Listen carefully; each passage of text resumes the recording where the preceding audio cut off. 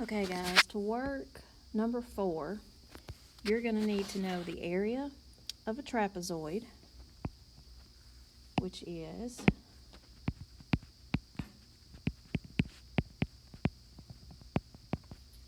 one-half times the sum of the bases, B1 plus B2 times the height.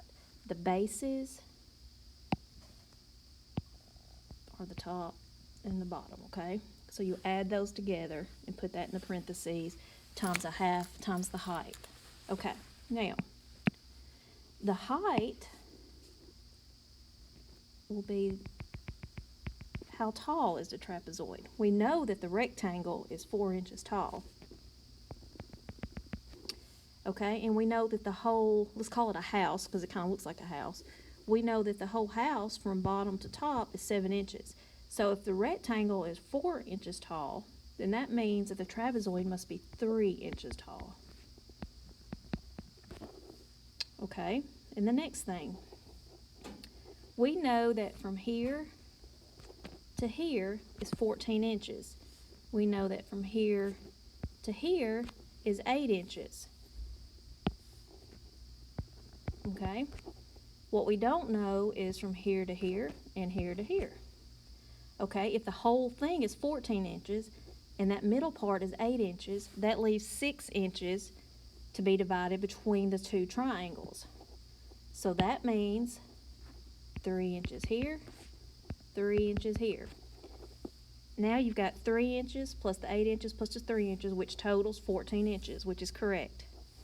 Okay, now you have everything you pretty much need except for one thing.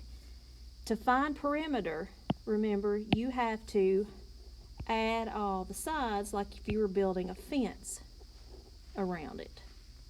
We know everything but this. That's what we don't know, the slant.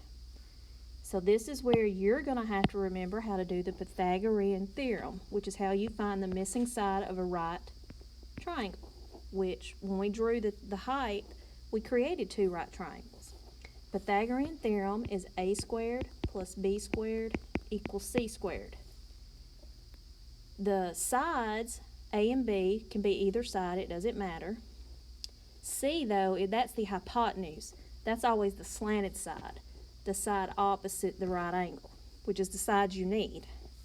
So let's plug in and find what the missing slant measurement is.